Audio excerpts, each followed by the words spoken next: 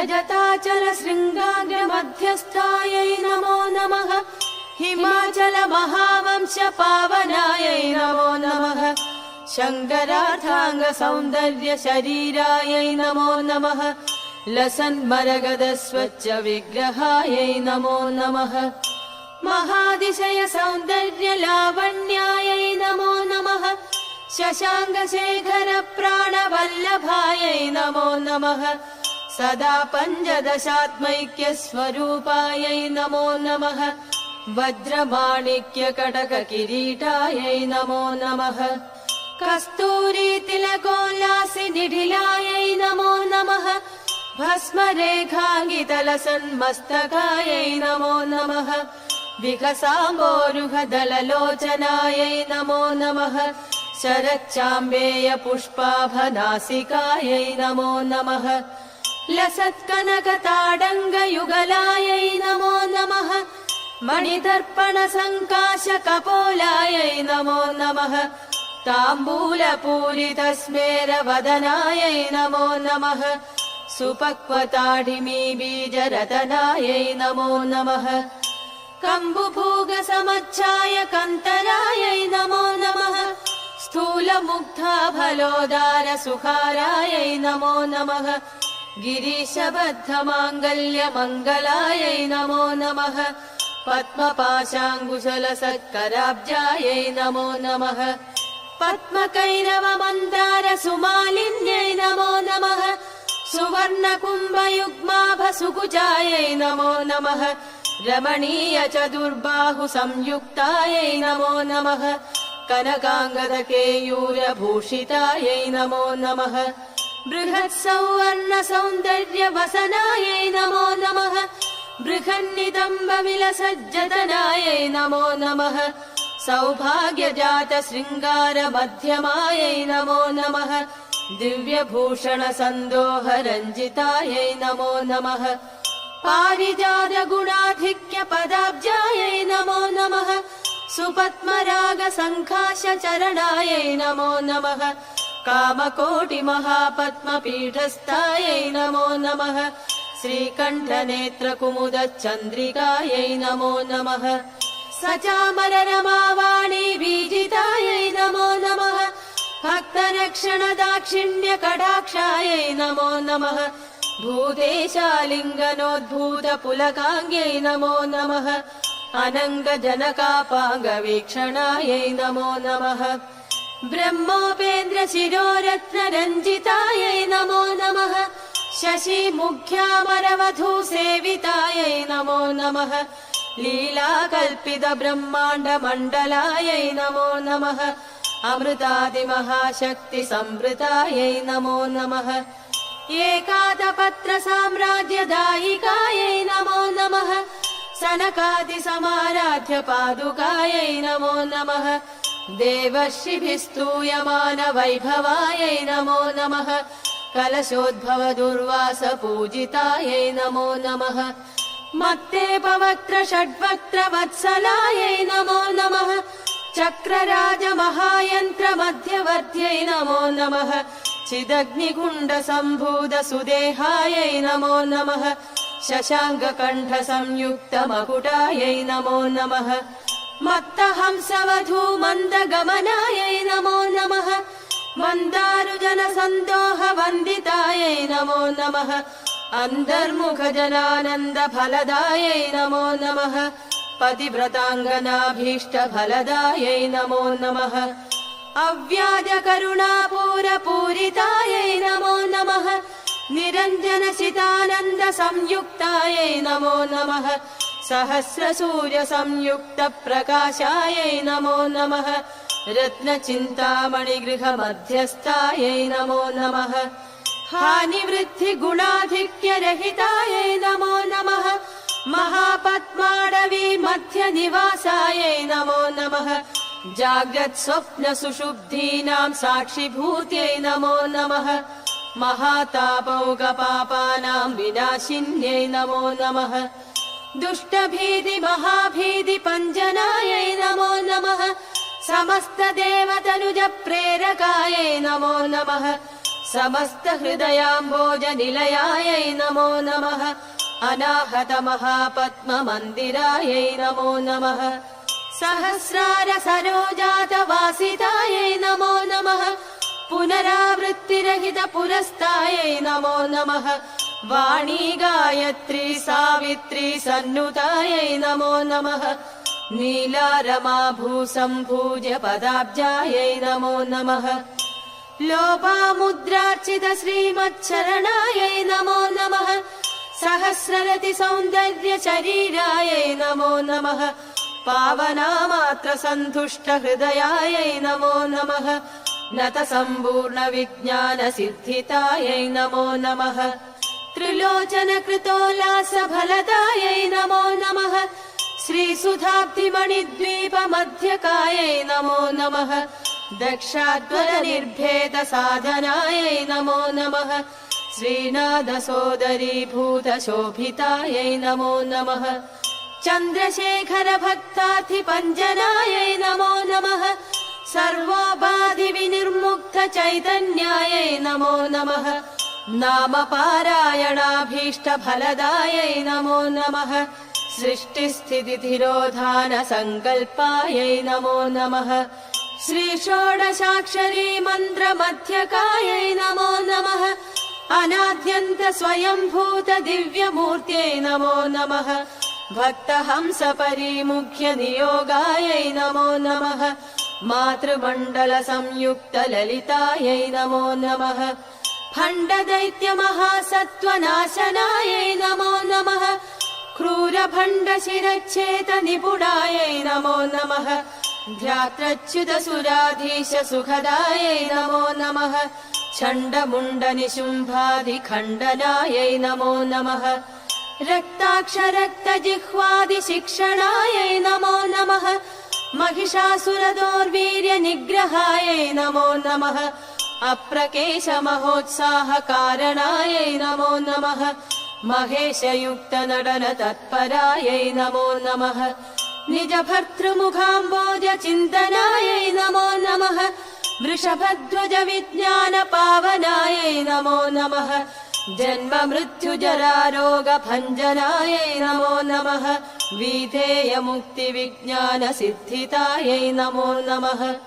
काम क्रोधादि षड्वर्ग नाशनायै नमो नमः राजराजार्चित पद सरोजायै नमो नमः सर्व वेदान्त सिद्धान्त सुतत्वायै नमो नमः श्रीवीर भक्त विज्ञान निदानायै नमो नमः अशेष दुष्ट तनुज सूतनायै नमो नमः साक्षात् श्री दक्षिणामूर्ति मनोज्ञायै नमो नमः हयमेदाग्र सम्पूज्य महिमायै नमो नमः दक्ष प्रजापति सुधा वेषाढ्यायै नमो नमः सुमबाणेषु कोदण्ड मण्डितायै नमो नमः नित्य यौवन माङ्गल्य मङ्गलायै नमो नमः महादेव समायुक्त महादेव्यै नमो नमः चतुर्विंशति तत्त्वैक स्वरूपायै नमो नमः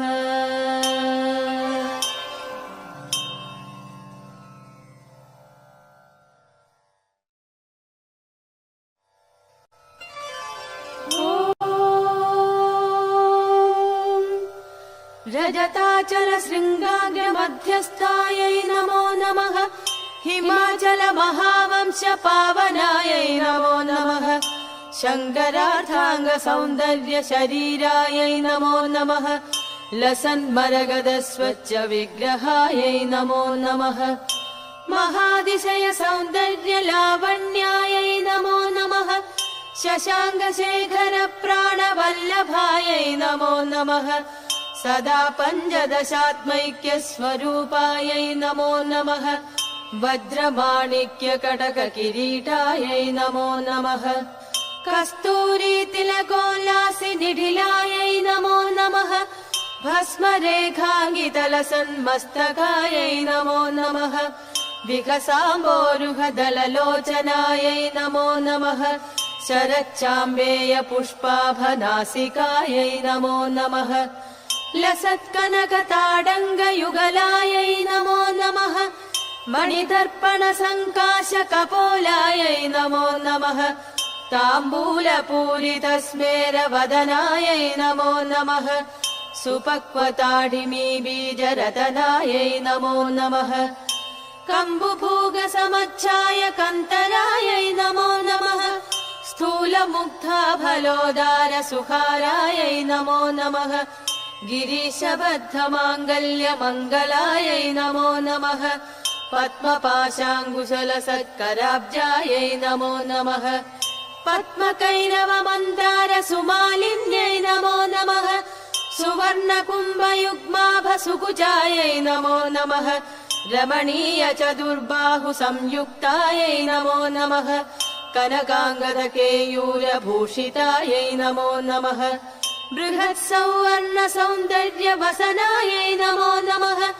बृहन्नितम्बविलसज्जतनायै नमो नमः सौभाग्यजातशृङ्गारमध्यमायै नमो नमः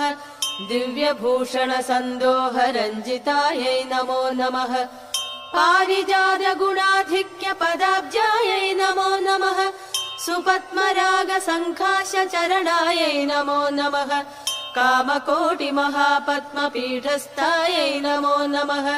श्रीकण्ठनेत्रकुमुदचन्द्रिकायै नमो नमः सचामररमावाणी बीजितायै नमो नमः भक्तरक्षणदाक्षिण्यकटाक्षायै नमो नमः भूतेशालिङ्गनोद्भूतपुलकाङ्ग्यै नमो नमः अनङ्गजनकापाङ्गवीक्षणायै नमो नमः ब्रह्मोपेन्द्रशिरोरत्नरञ्जितायै नमो नमः शशिमुख्यामरवधूसेवितायै नमो नमः लीलाकल्पितब्रह्माण्डमण्डलायै नमो नमः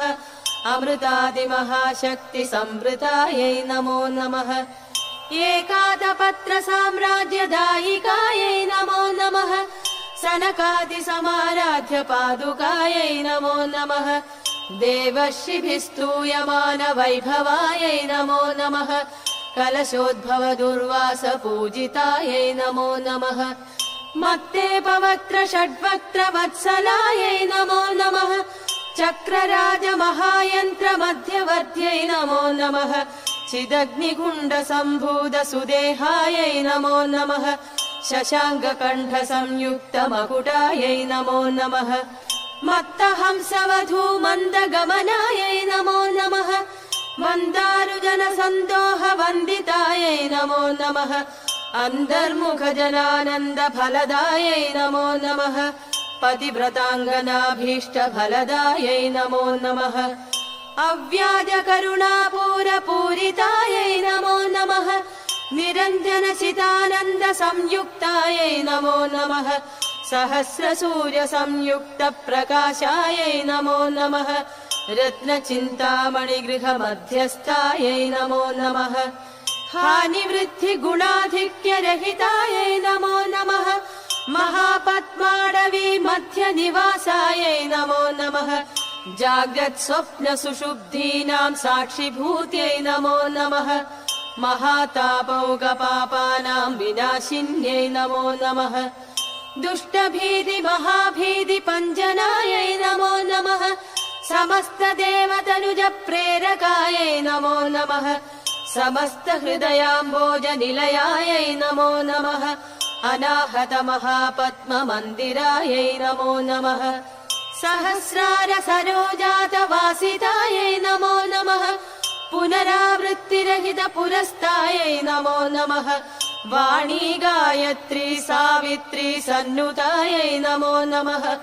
नीलारमाभूसम्भूजपदाब्जायै नमो नमः लोपामुद्रार्चितश्रीमच्छरणायै नमो नमः सहस्ररतिसौन्दर्यशरीरायै नमो नमः पावनामात्रसन्तुष्टहृदयायै नमो नमः नतसम्पूर्णविज्ञानसिद्धितायै नमो नमः त्रिलोचनकृतोल्लासफलदायै नमो नमः श्रीसुधाब्धिमणिद्वीपमध्यकायै नमो नमः दक्षाध्वरनिर्भेदसाधनायै नमो नमः श्रीनाथसोदरीभूतशोभितायै नमो नमः चन्द्रशेखर भक्ताधिपञ्जनायै नमो नमः सर्वोपाधि विनिर्मुक्त चैतन्यायै नमो नमः नाम पारायणाभीष्ट फलदायै नमो नमः सृष्टिस्थितितिरोधान संकल्पायै नमो नमः श्री षोडशाक्षरी मन्त्र मध्यकायै नमो नमः अनाद्यन्त स्वयंभूत दिव्यमूर्त्यै नमो नमः भक्तहंस परिमुख्य नियोगायै नमो नमः मातृमण्डल संयुक्त ललितायै नमो नमः भण्ड दैत्य महासत्त्वनाशनायै नमो नमः क्रूर भण्ड शिरच्छेद निपुणायै नमो नमः ध्यात्रच्युत सुराधीश सुखदायै नमो नमः चण्ड मुण्ड निशुम्भादि खण्डनायै नमो नमः रक्ताक्ष रक्त जिह्वादि शिक्षणायै नमो नमः महिषासुर दोर्वीर्य निग्रहायै नमो नमः अप्रकेश महोत्साह कारणायै नमो नमः महेश युक्त नडन तत्परायै नमो नमः निज भर्तृमुखाम्बोज चिन्तनायै नमो नमः वृषभध्वज विज्ञान पावनायै नमो नमः जन्म मृत्यु जरा रोग भञ्जनायै नमो नमः विधेय मुक्ति विज्ञान सिद्धितायै नमो नमः काम क्रोधादि षड्वर्ग नाशनायै नमो नमः राजराजार्चित पद सरोजायै नमो नमः सर्व वेदान्त सिद्धान्त सुतत्वायै नमो नमः श्री वीर भक्त विज्ञान निदानायै नमो नमः अशेष दुष्ट तनुज सूतनायै नमो नमः साक्षात् श्री दक्षिणामूर्ति मनोज्ञायै नमो नमः हयमेदाग्र सम्पूज्य महिमायै नमो नमः दक्ष प्रजापति सुधा वेषाढ्यायै नमो नमः सुमबाणेषु कोदण्ड मण्डितायै नमो नमः नित्य यौवन माङ्गल्य मङ्गलायै नमो नमः महादेव समायुक्त महादेव्यै नमो नमः चतुर्विंशति तत्त्वैक स्वरूपायै नमो नमः।